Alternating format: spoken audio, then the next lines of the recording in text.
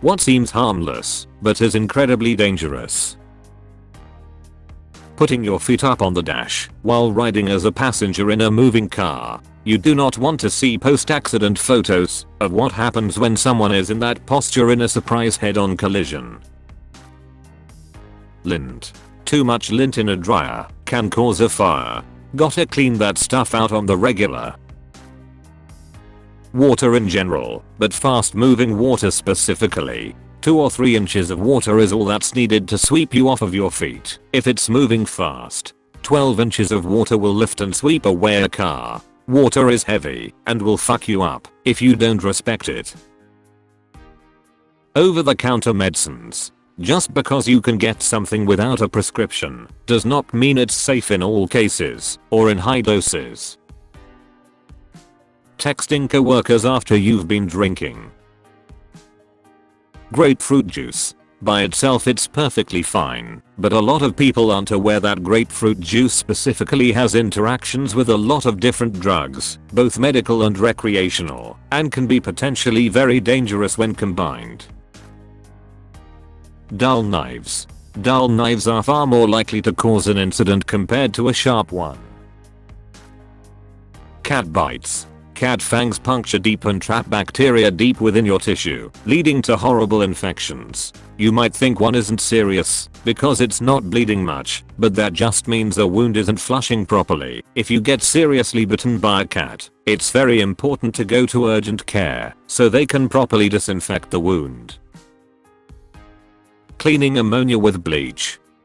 Never clean up cat pee with bleach. When my dad taught me to clean the litter box, that was the first thing he said. It's a violation of the Geneva Convention and could kill the family. My roommate worked for a supermarket as a teenager. No one taught him about ammonia and chlorine, bleach, and he mixed both in his mop bucket. A thick fog started radiating from the bucket.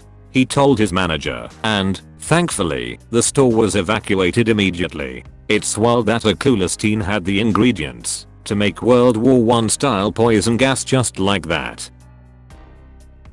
Giving grapes to dogs. They are quite toxic.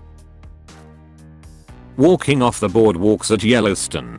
They have several signs pressing that, even though the ground may look normal in those areas, it could be really thin. I've seen people do it anyway. Looks safe doesn't equal safe. Confined spaces, above ground or worse, below the surface. If you do urban exploration, caving, or anything like that, get a 4-gas detector, clip it to your chest or belt, and set the alarm to maximum. If it makes a sound, get the fuck out, or you are going to die.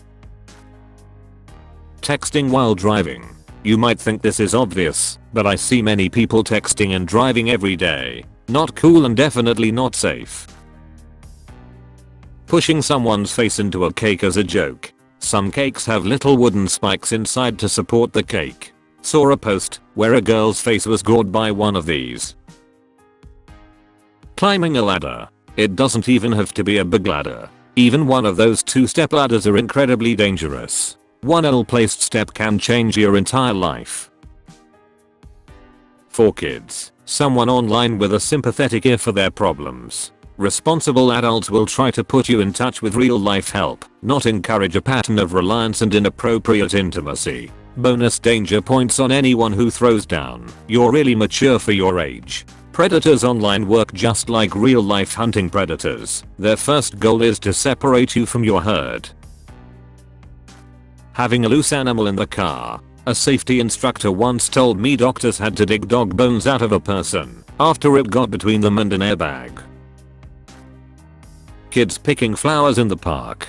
I'm a conservation technician for a county park system. At least once a year I have to stop parents with kids picking flowers off the trail because I see kids with either poison hemlock, one of the deadliest plants, if ingesting even a tiny amount, or wild parsnip, which can cause some serious permanent scarring, burns, and boils if the sap gets onto your skin and is exposed to sunlight. Don't let your kids pick or eat anything you aren't 100% sure of. Following too closely in your car. Not just tailgating, but even following 50+ feet behind in fast traffic. Next time you're in your car, wait for the car in front of you to pass a clear marker like an exit sign or a bridge. Then count the seconds until you reach this marker. This is the amount of time you have to react and potentially save your own life in an emergency. I always shoot for 3 seconds, which is about 20 car lengths in 70 miles per hour traffic. For people who follow a 3 car lengths rule, you have about 0.4 seconds to react in the same situation, and I'm not that quick under pressure. Pool covers. It's like being wrapped in a bedsheet underwater. You cannot get free, and you cannot scream for help. Once you're in, the only way to get out is to be incredibly lucky and get free, or have faith that someone saw or heard you fall in, and hope that they get you in time. It's a lengthy, terrifying death that's completely avoidable. Having a small snack before a medical procedure that requires anesthesia. Intubation can cause you to throw up your food and you can choke.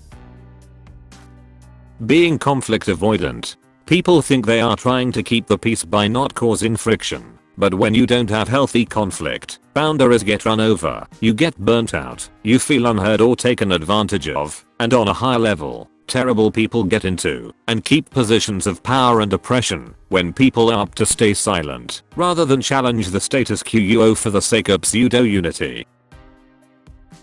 Walking along the train tracks. It's crazy how fast millions of pounds of freight can sneak up on you. Thanks for watching the video. For more content like this, please subscribe, like, and share the video and push the notification button.